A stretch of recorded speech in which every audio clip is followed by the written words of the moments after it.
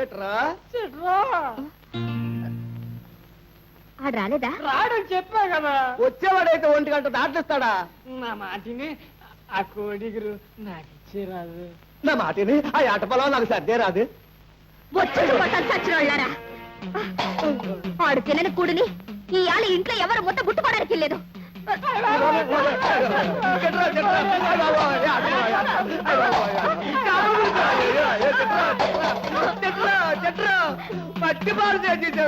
పిల్లకాకేం తెలుసు ఉండీల దెబ్బ అనే సామెత ఎప్పుడైనా విన్నారా?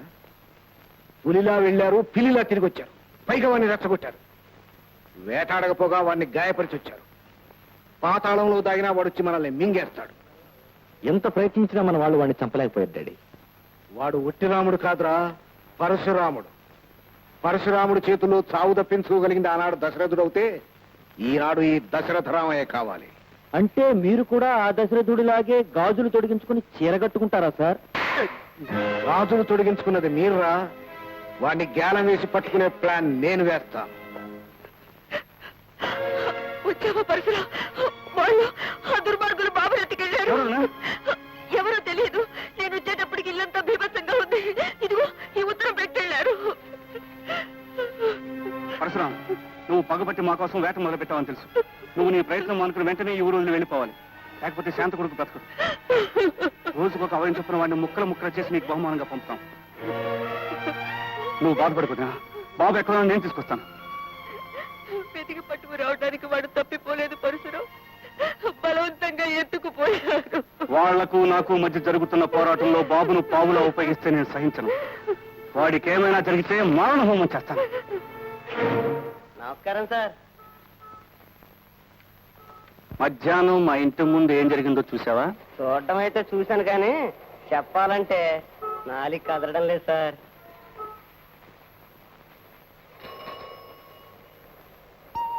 ఇప్పుడు మధ్యాహ్నం కారు వచ్చి మీ ఇంటి ముందు ఆగింది సార్. తర్వాత తర్వాత తర్వాత ఆ కారులో నుంచి లావుగా ఎత్తుగా ఉన్న ఒక మనిషి దిగి సరాసరి మీ ఇంట్లోకి వెళ్ళాడు సార్.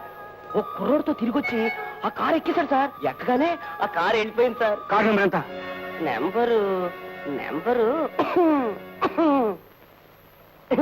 నెంబరు వెతుకుతున్నాను సార్. మెదడులో చాలా ఆర్లు ఉంటాయి కదా సార్. అది ఏ ఆర్లో ఇరుక్కుందో. 50 రూపాయల నోటు చూపించినా రావేమిటే? రావే. 100 చెప్పులు అతికేసుకున్నా దొరకని డబ్బే. రావే రావే రావే. వచ్చేసింది సార్. ADR 320. మీరేం అనుమానపడాల్సిన అవసరం లేదు సార్. సరికొత్త పెళ్లి కూతురు గుణాలైనా అనుమానించవచ్చు కానీ ఈ కొత్త గారిని అనుమానించాల్సిన పనియే లేదు. చూసుకోవాలి కదా. చూడటంలో తప్పేముంది సార్? కట్టుకుపోయే ఆడపిల్లల్ని పెళ్లి చూపుల పేరుతో శల్యపరీక్ష చేసి చూస్తున్నప్పుడు కొనబోయే ఈ కొత్త గారిని చూడటంలో తప్పేముంది సార్? టెస్ట్ కోసం తోలి చూడొచ్చా? అదేమిటి సార్ అనుమానం దేనికి? ఇప్పుడు చెప్పండి. ప్రతిసారి మీ కారును ఆడపిల్లలతో పోల్చి చెప్తున్నారు కదా. కొన్నాళ్లు కాపురం చేసి పెళ్లి చేసుకుంటారంటే ఒప్పుకోరుగా. అందుకే తోలి చూడొచ్చా లేదా అని అడుగుతున్నాను. అది పాతకాలం. ఎక్కండి, తొక్కండి. మీరు కూర్చోండి. భయమా?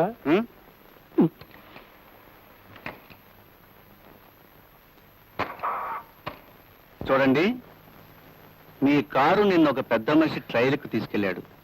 అతని పేరేమిటి? అతను ఎక్కడుంటాడు? నేను చెప్పనుగా. ఆయన అందరూ అడ్రస్లు కనుక్కుంటామా? అతని అడ్రస్ మీకు తెలుసు. చెప్పండి. ఇంపాసిబుల్. మీరు వచ్చిన పని కానివ్వండి. స్టార్ట్. ఎటో ఎటో తేలిపోతోంది.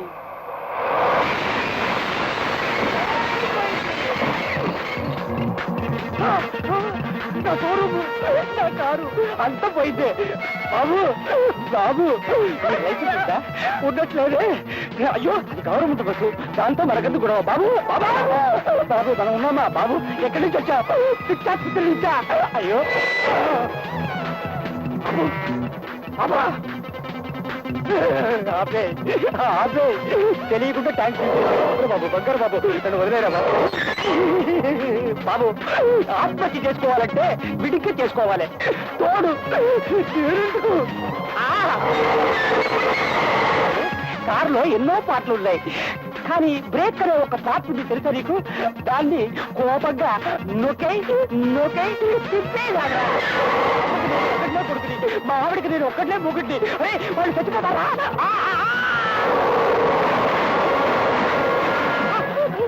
నా కొత్త పెళ్లి కూతురు టాపు లేచిపోయింది, టాపు లేచిపోయింది. దారి తప్ప ఇది రోడ్డు కదరా. వద్దు, లేకపోతే నేను దిగిపోతాను. లేదు. దారి వచ్చిందే. అయ్యో డోర్ లేకపోయా. నా కొత్త పెళ్లి కూతురు రక్కేరిగిపోయిందిరా. అయ్యో అరే కొత్త రోడ్డు పెట్టేశాం, ఇప్పుడైనా వదిలేరా.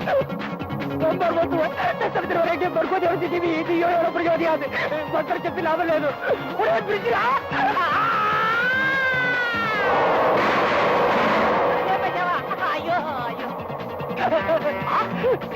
Lorry car, lorry lorry car. కుట్టాయి కుట్టాయి, నేను పోతాను. నేను మహాత్మా గాంధీని చూడాలి.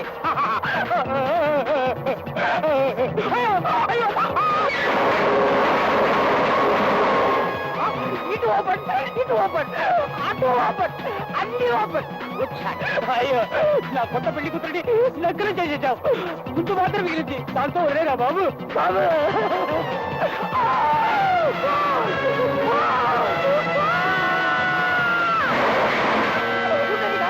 అది పోయిందా? చూశావుగా నీ కారు పార్టులు ఒక్కొక్కటి ఎలా ఊడాయో. వాడి అడ్రస్ చెప్పకపోతే ఇప్పుడు నీ పార్టులు కూడా. చెప్పేస్తాను. చలపతి 113 రామకృష్ణాపురం.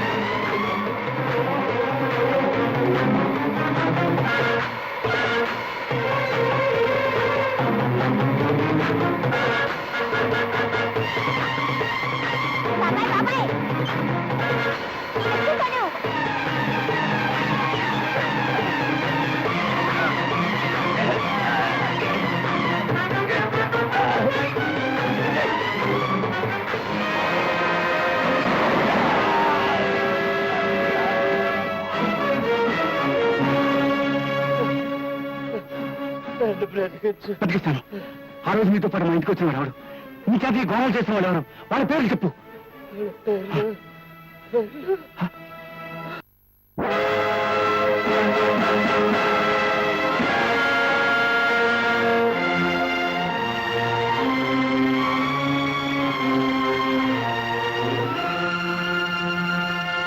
బాబు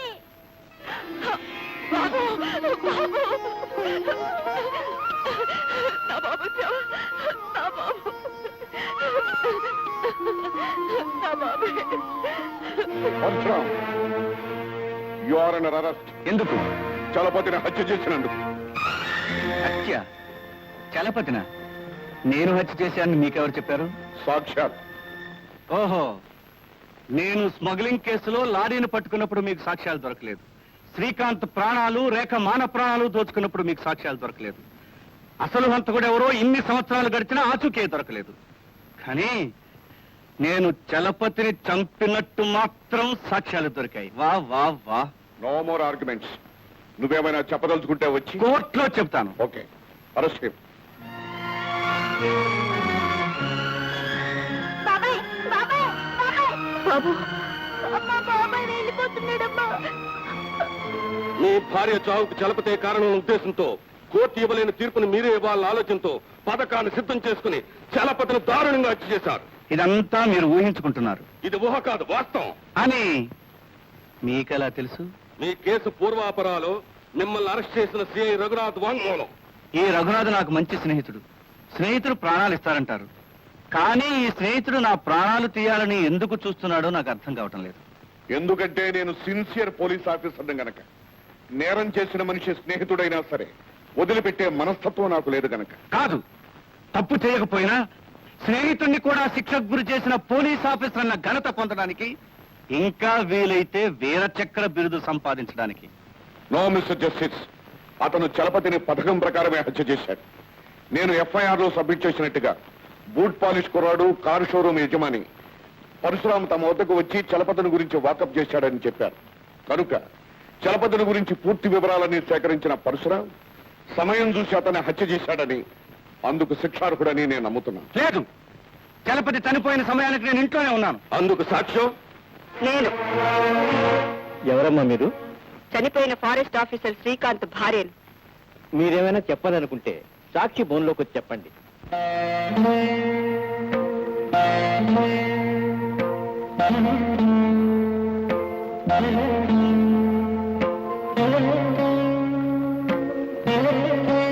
చలపతి చనిపోయినప్పుడు పరశురాం మా ఇంట్లోనే ఉన్నాడు. చలపతి ఎప్పుడు చనిపోయాడు మీకెలా తెలుసు? అసలు చనిపోయాడని మీకెలా తెలుసు? పేపర్లో చదివాను. పేపర్లో చలపతి చనిపోయాడని వార్త పడలేదే, హత్య చేయబడ్డాడని వ్రాసిందే. హత్య చేయబడ్డాడని రాసలేదు, హత్య చేయబడ్డాడా అని రాసి ఉంది. అంటే అది హత్యో కాదో ధృవీకరణ కాలేదనే కదా అర్థం. Order order. All right, Chalapathi హత్య చేయబడినప్పుడు హత్య చేయబడినప్పుడా, చనిపోయినప్పుడా? ఓకే, అలాగే చనిపోయినప్పుడు పరశురాం మీ ఇంట్లోనే ఉన్నాడంటున్నారు కదా. అవును. అంత నమ్మకంగా ఎలా చెప్పగలుగుతున్నారు? మీరు గదిలో తలుపులు వేసుకుని పడుకున్న తర్వాత అతను బయటకు వెళ్లి చలపతిని చంపి తిరిగి వచ్చి పడుకుంటే గదిలో ఉన్న మీకు తెలియదు కదా. చెప్పండి, ఎలా తెలుసు అతను మీ ఇంట్లోనే ఉన్నాడని? అతను మా ఇంట్లోనే ఉన్నాడు. అంత నిర్ధారణగా ఎలా చెప్పగలుగుతున్నారు? ఏ సాక్ష్యాధారాలతో చెప్తున్నారు? అతను మీ ఇంట్లోనే మీతో పాటు మీ గదిలో ఉన్నాడా? చెప్పండి, మీ గదిలో ఉన్నాడా? అవును. ఎందుకున్నాడు? అతనికి మీకు ఏమిటి సంబంధం? భర్తను పోగొట్టుకున్న మీరు అతనితో అక్రమ సంబంధం పెట్టుకున్నారా? అవును.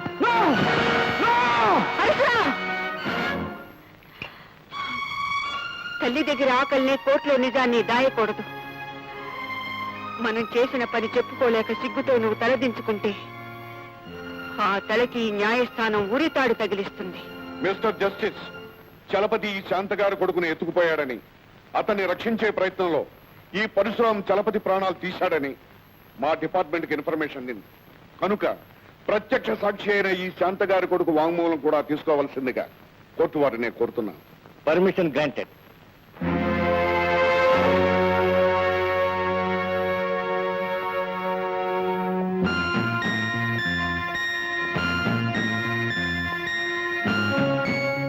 ఈ భగవద్గీత మీద చెయ్యి పెట్టి నేను చెప్పినట్టు చెప్పు బాబు.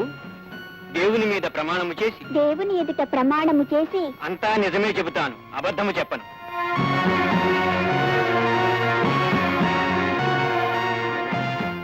అంతా నిజమే చెప్తాను, అబద్ధం చెప్పను.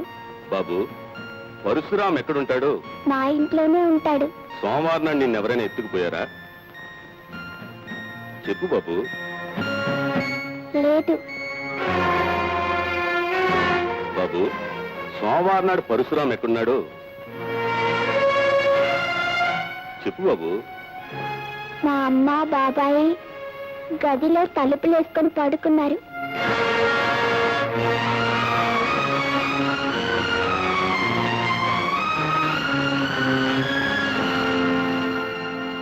చలపతిని ముద్దాయి పరశురాం చంపాడని ప్రాసిక్యూషన్ నిరూపించలేకపోయింది. పిల్లలు దేవుడు సమానమంటారు.